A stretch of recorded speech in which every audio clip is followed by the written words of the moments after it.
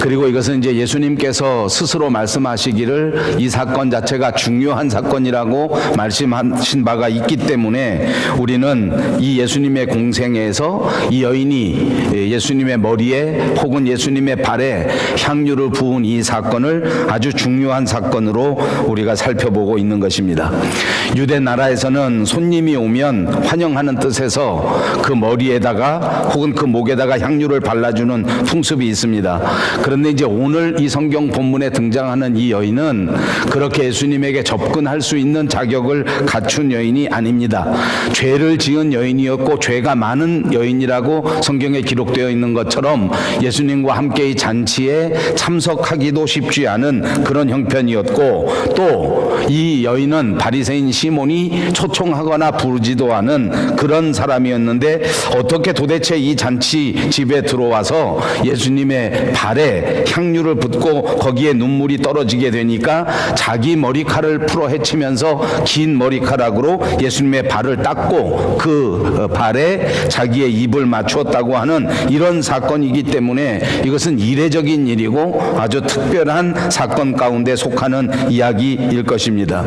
유대 사람들은 사람이 죽으면 장사 지낼 때 그 사람에게 향유를 바른 적이 있습니다. 그래서 이 향유를 바른 사건을 통해서 예수님의 장사 지내시는 것을 준비한 일이다, 이렇게 말하는 사람들도 있습니다. 아무튼 이 예수님의 몸에 또는 예수님의 머리에 또는 예수님의 발에 향유를 바른 사건은 사복음서에 골고루 기록되어 있고 그 기록된 내용은 조금씩 다르게 기록되어 있습니다.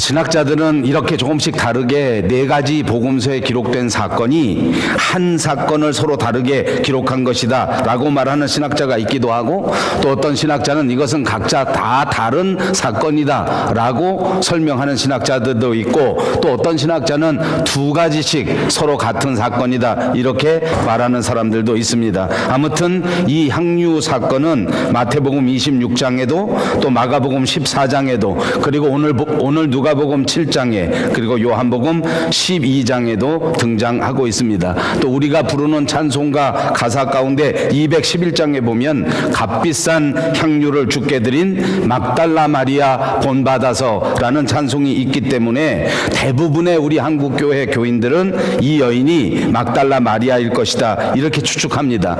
그러나 이것은 많은 신학자들에 의해서 그렇지 않다라고 전해집니다. 마태복음을 자세히 읽어보면 마태복음에는 이 여자의 이름이 등장하지 않습니다.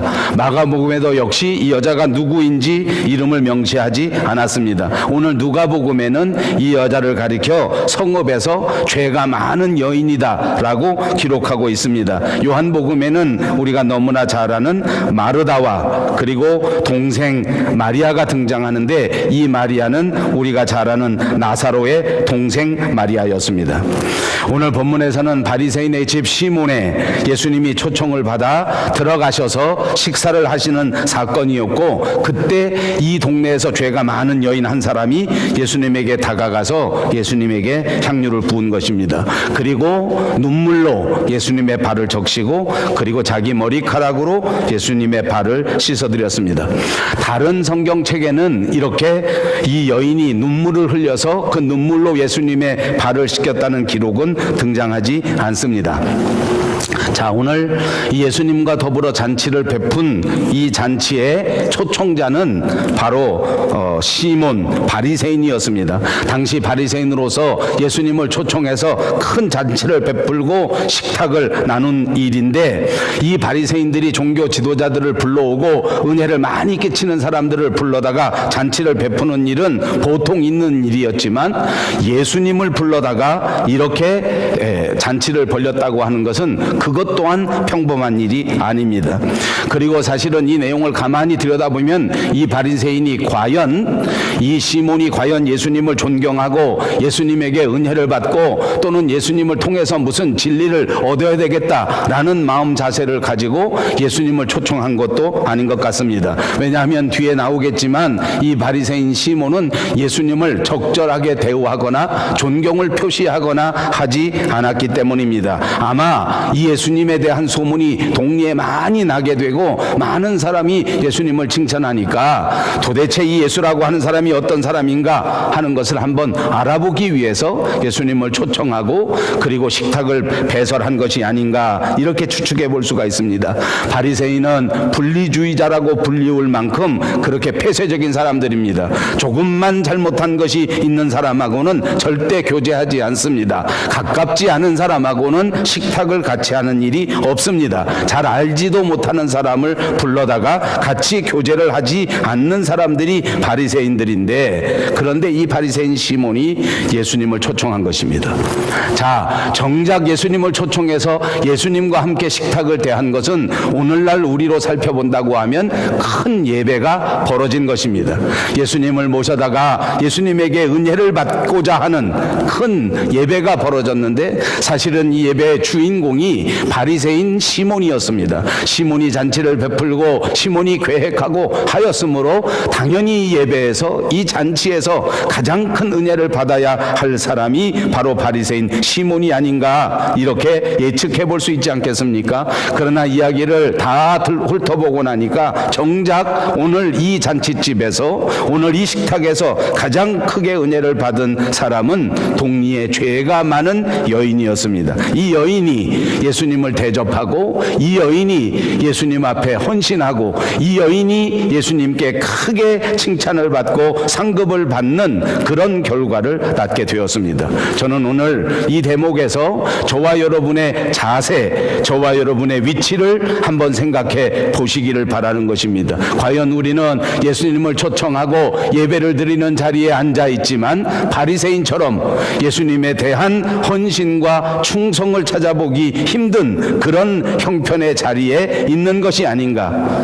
아니면 향유와 옥합과 헌신을 아낌없이 예수님 앞에 드려 예수님을 기쁘시게 한 여인과 같은 예배자인가 하는 것을 한번 생각해 보시는 시간이 되어야 할 줄로 믿습니다. 당시 유대 사람들은 밥을 먹을 때 조금 독특한 자세를 취한다고 합니다. 식탁을 향해서 머리를 가까이 하고 식탁을 향해서 앉아 있는 것은 다 똑같은데 비스듬히 앉아서 발을 쭉 뻗고, 식탁에 다 얼굴을 가까이 하지만 옆으로 이렇게 누워서 발을 밑으로 쭉 뻗고 그렇게 식사를 하는 것이 보통 식사하는 자세라고 합니다. 아마 예수님도 그렇게 머리는 식탁을 향하고 앉아 계셨지만, 그러나 다리를 쭉 이쪽 바깥으로 뻗고 그렇게 반쯤 누운 자세로 그렇게 식사를 하고 계셨습니다. 그런데 그때 동네에서 죄인이라고 그렇게 손가락질을 받는 여인이 예수님 가까이 와서 예수님 뒤로 가니까 바로 예수님이 쭉 뻗고 계시는 예수님 발 쪽에 그 여인이 서게 된 것입니다. 그리고 그 뒤에서 눈물을 뚝뚝 흘리는 겁니다. 이 눈물이 얼마나 많이 흐르는지 그 눈물이 그냥 예수님의 발을 다 적실 만큼 그렇게 펑펑 우는 거죠. 잔치집에 모여 있는 사람들이 전부 다 깜짝 놀라지 않았겠습니까? 아마 예수님도 좀 당황하시지 않았을까 생각합니다. 옆에 있는 사람들이 어쩔 줄 몰랐습니다. 이 여인이 흘리는 눈물이 예수님의 발에 그냥 흥건하게 적셔져 있는데 이걸 어떻게 해드릴 수 있는 그런 게 없었어요. 휴지가 있는 것도 아니고 타올이 있는 것도 아니고 옆에 무슨 준비가 있는 것이 아니고 갑자기 벌어진 일이었기 때문에 사람들이 다 당황하고 있는데, 이 여인이 갑자기 그 자리에 털퍽 주저앉더니 자기 머리를 풀러서 자기 머리카락을 가지고 예수님의 발에 떨어진 자기 눈물을 닦는 것입니다. 그런데도 계속해서 눈물은 또 떨어지고 또 떨어지고 계속해서 주님의 발을 정말 주체할 수 없을 정도로 적셔 버리고 있습니다. 것입니다. 도대체 무슨 사연이길래 주님이 이렇게 주님 앞에서 이 여인은 눈물을 흘리는 것일까? 도대체 무슨 사연이 있길래 예수님이 식사하시는 이 식탁에서 이런 예측하지 못할 일이 벌어진 것일까? 그러나 여러분, 이 여인이 머리칼을 풀러서 그 머리칼을 풀어 해친 것은 이것 또한 엄청난 사건입니다. 두 가지로 해석할 수 있는데, 하나는 여인들이 가장 소중하게 여기는 신체 부위 가운데 하나는 머리카락입니다.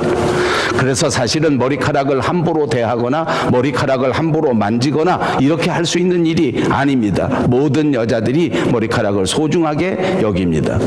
또 한 가지는 이 유대 나라 사람들, 특히 무슬림 여인들은 지금도 자기 머리카락을 다른 사람에게 노출하지 않습니다. 그래서 자기 머리카락이 보이지 않도록 그 퉁퉁만 이렇게 감아서 두건으로 숨기고 다니는 건데, 유대 사람들도 그런 관습이 있었습니다. 이 여자가 이 머리를 풀게 되면 자기 소중한 것을 푼다라는 의미도 있지만, 반대로 보통 다른 사람들은 이 여자가 머리를 푸는 순간을 감당하지 못하기 때문에 부정탄다고 생각해서 유대인들은, 바리새인들은 즉시 그 머리 푼 여자에서 눈길을 돌리고 시선을 바꾸고 그리고 가까이 접근하지 않습니다. 부정타지 않으려고 여자에게서 멀리 떨어지는 그런 습성도 있는 것입니다. 그러니까 갑자기 이 여자가 나타나서 예수님의 발치에서 눈물을 흘리고 막 그 눈물을 툭툭 흘려서 그 눈물이 막 물을 적시고, 그러니까 이 여자가 머리를 갑자기 확 풀더니 그걸로 막 예수님의 발을 씻기니까 옆에 있던 바리새인들, 옆에 있는 경건한 유대인들은 전부 다 깜짝 놀라서 화들짝 놀라가지고 다 옆으로 피하고 도망가는 것입니다. 부정타지 않으려고 그러는 겁니다. 그런데 예수님은 피하시거나 도망가지 않으셨습니다. 오히려 잠잠히 이 여인을 지켜보고 있습니다. 바리새인들은 이것이 아주 못마땅합니다. 오늘 성경에 보니까 시몬도 이것을 보고 마음속에 못마땅한 마음이 들었습니다. 아니, 이 사람이 과연 선지자라면, 나사렛 예수가 선지자라면 이 여인이 어떤 여자인지를 분명히 알았을 것 아니냐. 이 여자가 죄가 많은 여자인 줄로 분명히 알았으면 예수님이 피해야 되는데, 이 여자가 머리를 풀어 헤치고 자기 몸에 접촉을 한다고 하면 얼른 피해야 맞았을 것인데, 이 사람이 가만히 있는 겁니다. 오히려 바라보고 계시는 겁니다. 그러니까 이 사람은 선지자가 아니구나, 도대체 이 여자가 누군지도 모르는구나, 종교 지도자로서 합당한 행동을 하지 않는구나 라고 마음속에 생각하고 있었다는 말입니다. 자, 여러분, 우리가 한번 생각해 보십시다. 과연 이 여인은 누구였을까요? 과연 이 여인은 왜 예수님의 발에, 그 발치에 와서 이렇게 눈물을 흘리는 걸까요? 많은 사람들이 아까 말한 것처럼 이 여자가 창기가 아닌가 이렇게 생각합니다. 왜냐하면 죄가 많은 여인이라고 기록되어 있기 때문에 죄 많은 것은 아마도 몸을 파는 여자가 아닌가 이렇게 생각하는 사람들이 의외로 많은 것 같습니다. 그러나 여러분, 이 잔치가 베풀어진 곳은 바리새인 시몬이 베풀은 잔치입니다. 바리새인의 집에는 창기는 절대 들어올 수가 없습니다. 그러므로 창기였다 하는 것은 조금 그 추측에 문제가 있을 것 같습니다. 아무튼 이 여인은 죄가 많은 사람이었는데 엄격한 바리새인의 집에 들어올 수 없을 정도의 죄인이었는데 그 집에 들어오게 된 것이고, 초청은 받은 일이 없는데 들어오게 된 것이고, 오늘 성경 본문에 보니까 예수님은 이 여자의 정체에 대하여 무슨 죄를 진 사람인지 또 어떤 연유로 눈물을 흘렸는지에 대해서는 기록하지 않았고, 다만 이 여인이 주님을 영접한 믿음을 가진 여인이다, 이 여인은 주님을 믿는 믿음을 가진 사람이다 하는 것만 성경에서 기록해 주고 있습니다. 주변에 있는 사람들은 이 여자가 과거에 지은 모든 죄를 알고 있었습니다. 오늘 바리새인 시몬도 이 여자가 지은 과거의 죄를 바라보고 이 여자가 지금 예수님 앞에 드리는 헌신과 충성과 봉사를 보지 못했습니다. 머리를 풀어 헤칠 때 그때 모두가 다 부정탄다고 생각하고 뒤로 물러났습니다. 그러나 주님은 이 여인의 과거의 모든 죄를 알고 계셨지만, 그러나 지금 주님 앞에서 눈물을 흘리는 이 여인의 뜨거운 마음을 보셨습니다. 그리고 그가 자기 머리카락을 풀어 헤치면서 예수님에게 최고의 헌신을 드리고 있다고 하는 사실을 분명히 보시고 계셨습니다. 그러므로 우리 주님이 사람을 바라보시는 시각은 전혀 다른 시각을 가지고 있다는 사실을 우리는 기억해야 될 줄로 믿습니다. 저는 세상에 살면서 그런 생각을 합니다. 이 세상 사람들이 세상 일을 바라보는 시각이 정말 각자가 다르구나. 요즘 이 시대를 사는 저와 여러분은 아마 누구나 그렇게 느낄 수 있을 것입니다. 요즘은 SNS라고 하는 것이 발달되어 있기 때문에 사람들이 스스로 자기의 의견을 표출하기 좋은 시대입니다. 트위터라는 곳이 있어서 늘 정치 현상을 바라보면서 사회 현상을 바라보면서 자기 의견을 적어 놓습니다. 그때마다 제가 느끼는 것은, 아하, 사람의 생각이 이렇게 다를 수가 있구나. 똑같은 역사적인 사건을 놓고도 사람마다 다르게 해석합니다. 똑같은 사회 현상을 놓고도 사람마다 정말 얼마나 다른 시각을 가지고 있는지 모릅니다. 그런데 여러분, 정말 중요한 것은 사람이 어떤 시각을 가지고 살아가느냐 하는 것은 그 사람의 삶의 질을 결정하고 그 사람의 삶의 모습을 결정한다고 하는 사실입니다. 그러므로 여러분, 여러분의 시각이 어떠한 시각인가를 오늘 이 시간 가슴 깊이 점검해 보시고 생각해 보시기를 주님의 이름으로 축복합니다. 영적인 시각을 가져야 합니다. 믿음의 시각을 가져야 합니다. 변화된 시각을 가져야 한다는 말씀입니다. 이전까지 세상의 가치관으로 바라보았다면, 이전까지 세상의 지식으로만 세상을 바라보았다면, 지금 복음의 말씀을 가지고 예수 그리스도의 심장을 가지고 다시 한번 그것을 바라볼 수 있는 영적인 눈이 활짝 띄어지는 역사가 여러분에게 있으시기를 주님의 이름으로 축복합니다. 우리는 역사의 현실 속에서 하나님의 손길을 바라보아야 합니다. 어느 분이 지난 한 주간 동안 저와 함께 수업을 하면서 이런 이야기를 합니다. 오늘날 교회가 어떤 시각을 가지고 놓고 보면 도저히 살아날 수 없는, 도저히 회복될 수 없는 그런 여러 가지 실수, 잘못과 타락과 범죄가 있다. 종교개혁 시대보다 훨씬 더 심한 타락이 우리 교회에 있다. 그렇습니다. 저는 변명하지 못했습니다. 그렇습니다. 지금 교회가 타락하고 교회 안에 있는 모든 사람들이 정말 회복되기 어려울 정도의 모습을 보이고 있는 것이 사실입니다. 저는 그분 앞에서는 아무 대답을 하지 못했습니다. 그런 안타까운 마음을 가지고 집에 돌아와 하나님 앞에 기도하면서 제 자신에게 주신 느낌을 여러분과 나누려고 합니다. 그렇습니다. 제가 공부를 하느라고 기독교의 역사를 통해서 보니까 종교가 개혁되고 500년 동안 교회 안에는 언제나 아픔이 있었고, 교회 안에는 언제나 분열이 있었고, 교회 안에는 언제나 인간의 타락이 있었습니다. 사람의 눈으로 볼 때에는 10년도 아니 20년은 도저히 견딜 수 없는 그런 모습이 우리 교회 안에 있었습니다.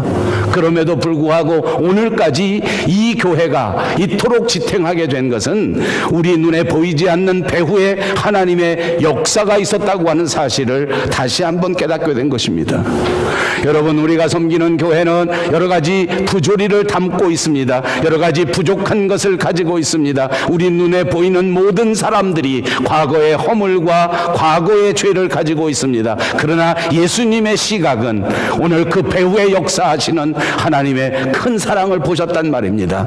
오늘 이 여인을 바라보는 예수님은 그 여인이 뜨거운 마음으로 흘리는 그 눈물을 올바로 바라보실 수 있는 시각을 가지셨단 말입니다. 오늘 하나님이 우리에게 요구하시는 것은 우리의 믿음의 뜨거움입니다. 그러므로 사랑하는 여러분, 우리 스스로를 돌이켜 보십시다. 언제 우리가 주님을 향해서 뜨거운 마음을 가졌었던가? 제가 이렇게 많이 물어보았더니 제게 대답하는 분들 가운데 많은 분들이 대답하기를 내가 신앙생활하면서 마음이 뜨거웠을 때에는 가만히 생각해 보니 찬송 부를 때였다. 그래서 여러분, 교회 다니면 사람들이 왜 그렇게 찬송가를 부르라고 하는지 아십니까? 찬송을 부르다가 마음이 뜨거워지기 때문입니다. 찬송을 부르다가 마음이 뜨거워져서 흘리는 눈물을 예수님은 가장 기뻐하십니다. 언제 우리의 마음이 뜨거워지는지 아십니까? 기억해 보십시오. 여러분이 전혀 기도에 힘쓸 때에, 부르짖어 기도할 때에 여러분의 마음이 뜨거워집니다. 그때 하나님을 향하여 은혜에 감사하여 흘리는 눈물을 우리 주님은 기뻐하신단 말입니다. 언제 우리의 마음이 뜨거워졌었던가? 오늘 이 여인은 주님 앞에서 눈물을 흘립니다. 그 마음이 주님을 향한 사랑으로 뜨거워진 것입니다.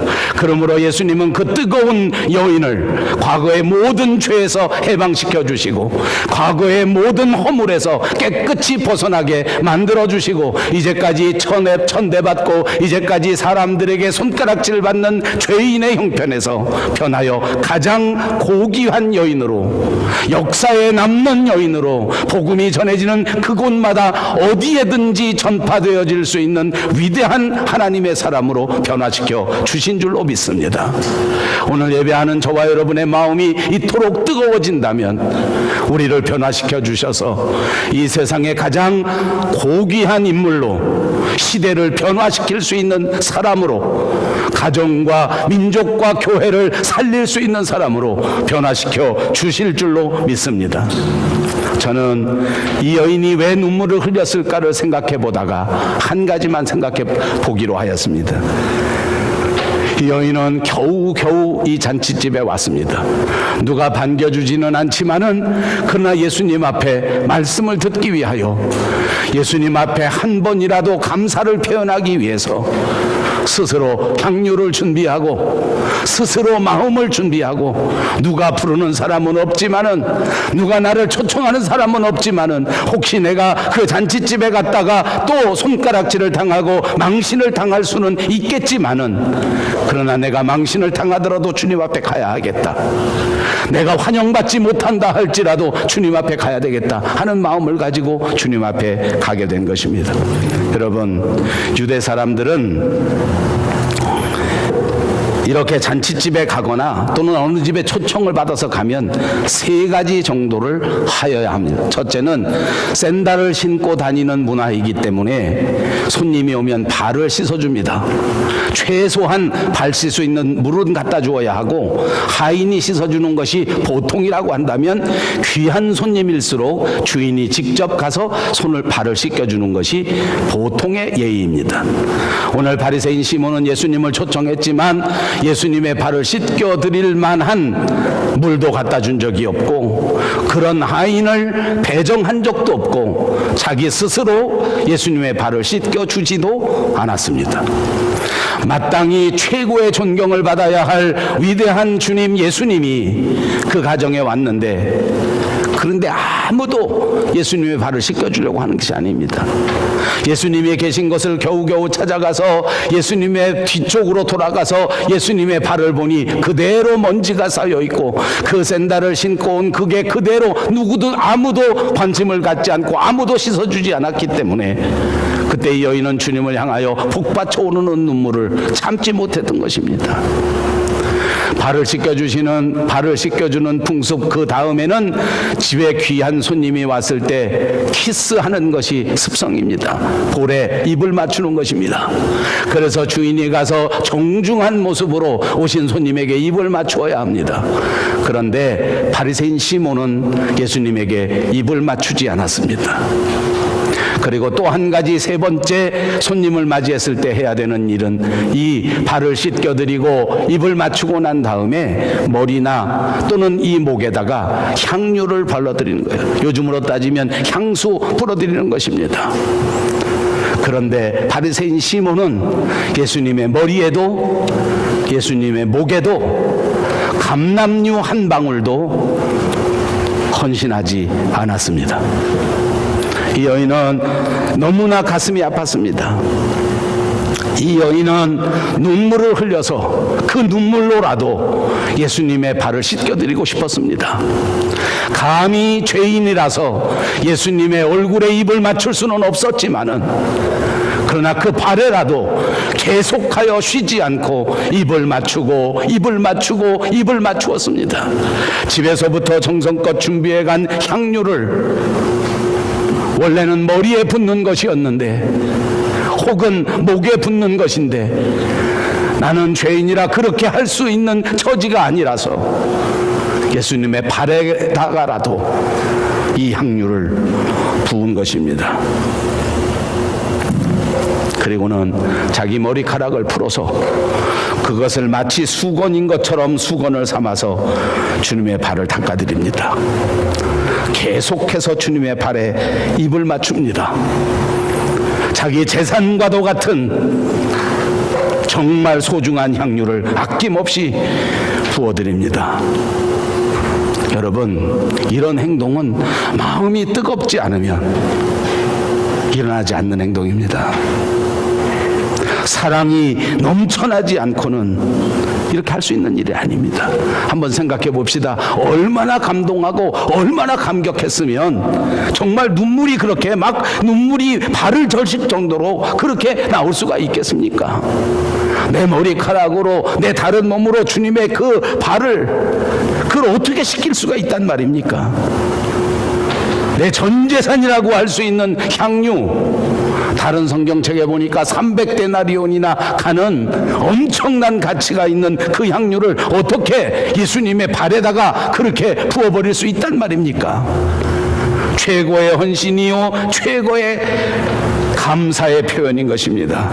이 아름다운 여인의 이야기는 그동안 자기가 천대받고 그동안 손가락질 받던 자기 형편을 완전히 변화시킨 계기가 됐다는 사실을 믿으시기 바랍니다. 오늘 이 세상을 살아가는 저와 여러분, 우리는 어떻습니까? 저는 이 세상에서 정말 주님 앞에 인정받고 모든 사람들 앞에 인정받는 목회자가 되고 싶습니다. 이제 얼마 남지 않은 목회 생활을 통해서 모든 성도들에게 존경받는 목사로 남고 싶습니다. 어떻게 하면 그렇게 될 수 있겠습니까? 주님 앞에 최고의 헌신을 보내는 것입니다. 뜨거운 마음으로 주님 앞에 봉사했을 때에 주님이 변화시켜 주신 것을 믿으시기를 바랍니다.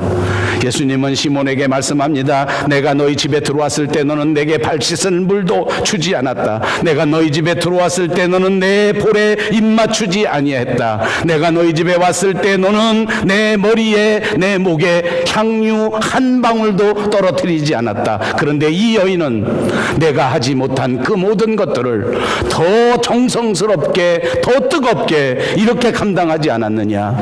보라, 이제 이 여인의 믿음이 이 여인의 모든 죄를 사하고 구원받는 역사로 열매가 맺혀지게 된 것이다.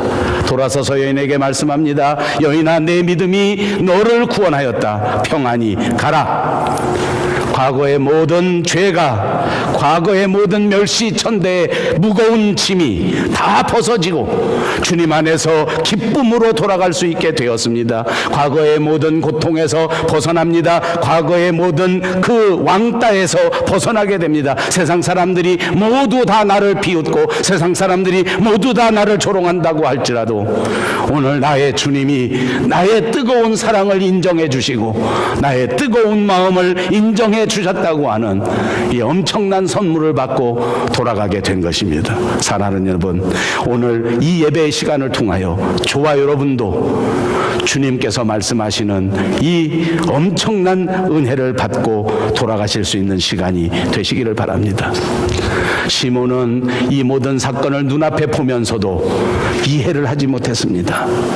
이게 무슨 일인지를 알지 못했습니다. 도대체 이 여인이 무엇 때문에 울고, 도대체 이 여인이 무엇 때문에 머리카락을 풀러 예수님의 발을 씻기고, 이 여인이 무엇 때문에 그 귀한 향유를 예수님의 발에 깨뜨려 버리는지를 알지 못했습니다.